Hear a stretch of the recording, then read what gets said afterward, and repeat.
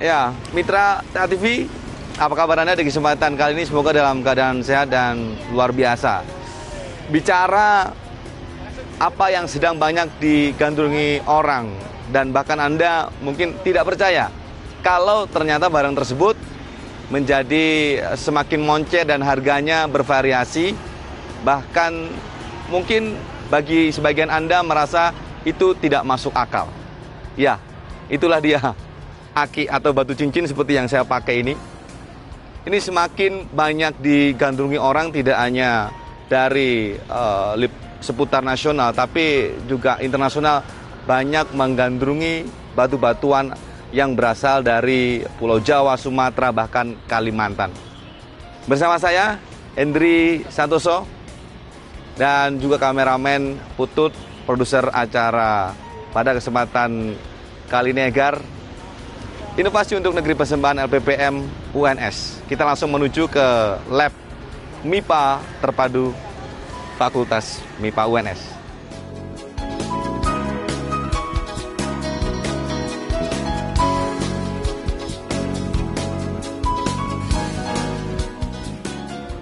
Oke, pemirsa, kita sudah berada di satu ruangan. Ini merupakan lab MIPA Terpadu. Dan saya ingin bertemu dengan salah satu peneliti dari LPPM UNS yang saat ini kayaknya sedang ada di ruangan. Beliau adalah Dr. Sayekti Wahyuningsih, MSI. Halo, selamat pagi, Ibu. Selamat pagi. Ya, karena ini masih pagi nih ya di sini ya. Agak siang ini. Oh, seperti siang. Ya. Tapi semangatnya adalah semangat pagi. Saya panggilnya apa ini? Bu Ningsih? Bu Sari? Bu Sayekti, oke. Mungkin agak enak mungkin di luar begitu ya, Bu ya. Wow. Ruangannya ini bengkel memang ya. Bengkel. Jadinya memang banyak kegiatan dilakukan di sini. Salah satunya itu kegiatan analisis. Karena kita di sini memang diberi kepercayaan untuk mengelola peralatan-peralatan mahal dari pemerintah, tapi untuk tujuan utamanya adalah untuk memberdayakan penelitian di lingkungan UNS. Tetapi kami juga melayani untuk kegiatan analisis di seluruh Indonesia. Jadi sampel-sampel yang datang kemari karena alat-alat kita yang kita miliki, ini saya contohkan, ini bisa di list ya di sini. Alat-alat kita memang cukup komplit untuk contohnya X-ray.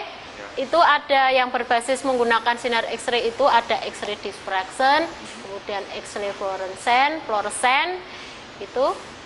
Jadi dua kombinasi alat itu kita bisa tentukan suatu padatan itu kandungannya apa, kristalnya seperti apa. Oke.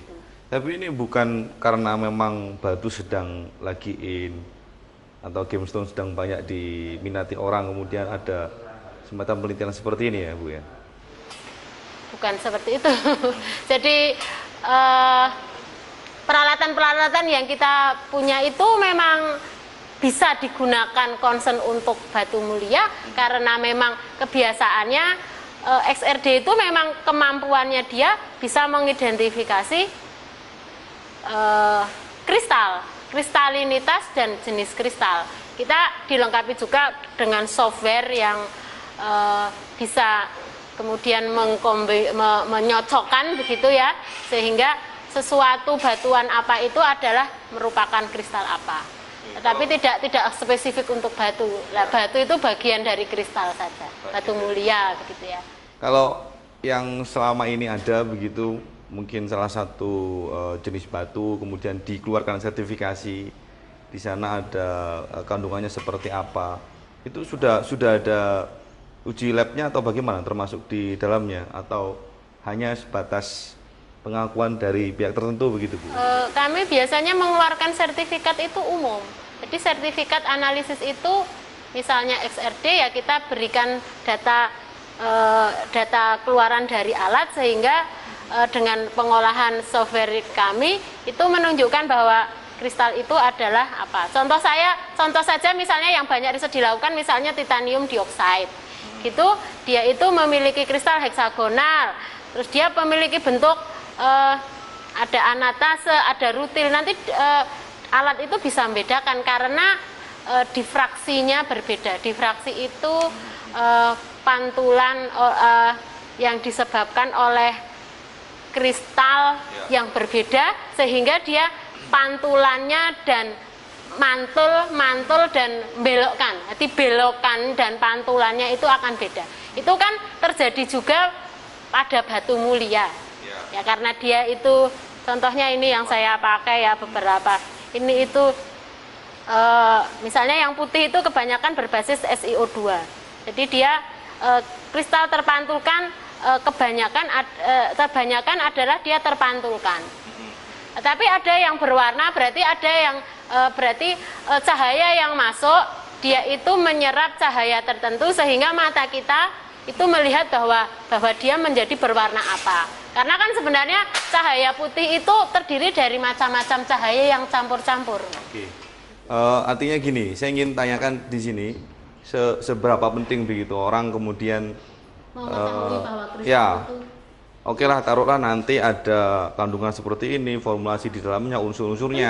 penting. Karena batu yang asli sama batu yang tidak asli, jelas secara saintifik ya, orang MIPA itu, ini di Fakultas MIPA saya maaf, itu mengetahui bahwa kalau batu batu sintesis itu biasanya dibikin dari resin begitu ya, dibikin dari senyawa organik gitu ya, bukan inorganik kristal, sehingga maka SRD itu akan memberitahu dengan jelas bahwa ini kristal, ini tidak kristal. Cuman memang secara pembuatan sertifikat itu ya kami kurang tahu karena kami belum concern untuk ke bisnis memberi sertifikat masalah batu ya, batu mulia. Jadi di sini kami cuma kami lab kami itu memiliki kompetensi untuk bisa memberitahu apapun bukan pasti batu mulia, bukan hanya batu mulia, bahwa dia itu kristalinitasnya bagaimana, kristal apa dan seterusnya. Tapi bisa saja kalau arahannya misalnya kemudian customer umum itu datang untuk kami bisa bantu, iya. Iya. Karena alatnya itu nanti saya tunjukkan alatnya. Jadi kita itu hanya butuh serpihan dari ini. Jadi jangan datang ke kami membawa yang sudah jadi. Nanti kalau kami harus ambil dulu terus kebesaran harus saya tutuk kan eman-eman. Jadi lebih baik itu kalau saat membuat itu kan ada yang tidak dipakai, ada yang bongkahan sisa. Itu saja kalau mau menganalisis bawa ke kami itu saja. Karena kita hanya butuh sedikit saja. Gitu. Jangan membawa ini saya mau analisakan lah. Nanti kalau operator kami malah nutuk, wah itu nanti kita tidak kuat untuk ganti itu nanti kalau rusak karena harganya yang mahal gitu kan juga. Ya. Kalau melihat alatnya berarti fakultas punya, ini harganya berapa Bu kalau boleh tahu? Sekitar kisaran itu sekitar ya mungkin di atas 2 ya. Di atas 2M. Iya. Oke. Jadi kalau orang awam nggak apa ya? Iya, memang kalau saya melihat bukan tinjauan secara umum mereka membuat sertifikat, memang bukan tinjauan secara saintifik dalam arti biasa orang melakukan periset membuktikan suatu kristal itu apa. Jadi yang biasa memang masih ada jenjang ya. Yang biasa kami lakukan sebagai periset mineral. Jadi kami kan banyak kerjasama juga dengan pusat penelitian metalurgi begitu ya, yang banyak concern ke batu-batu itu ya. Memang alat-alat standarnya memang XRD, XRF, SIM gitu ya. Kita lihat gambarnya, kemudian kita spot, karena pakai X-ray, sinar X-ray itu kan tembusnya besar, kita X-ray, kemudian layar monitor akan menunjukkan bahwa itu adalah mengandung ini. Oke. Sebenarnya saya ingin tanyakan juga Bu, kalau nanti di situ terlihat ada unsur apa saja, apakah ketahuan begitu, ini yang kemudian sekarang sedang mahal dan lain sebagainya. Tapi itu bukan hak dari peneliti begitu ya, hanya menjelaskan saja di batu itu kristalnya seperti apa dan lain sebagainya, begitu Bu? Ya, ya misalnya ini saya tunjukkan yang di sini ya Pak ya.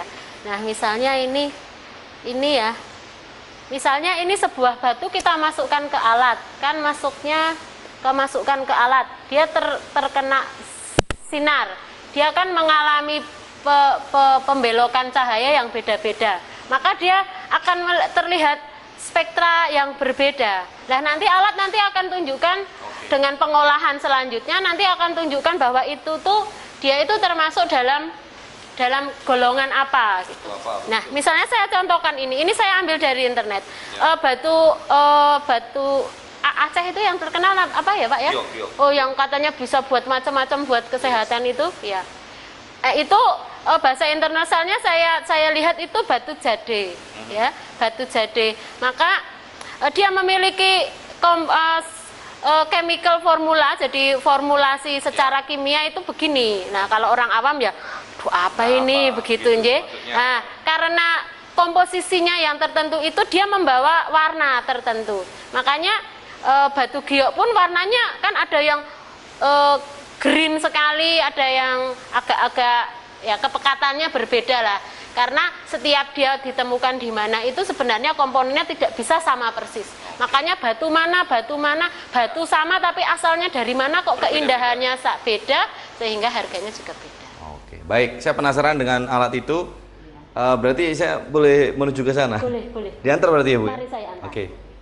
Kita menuju ke ruang yang lainnya.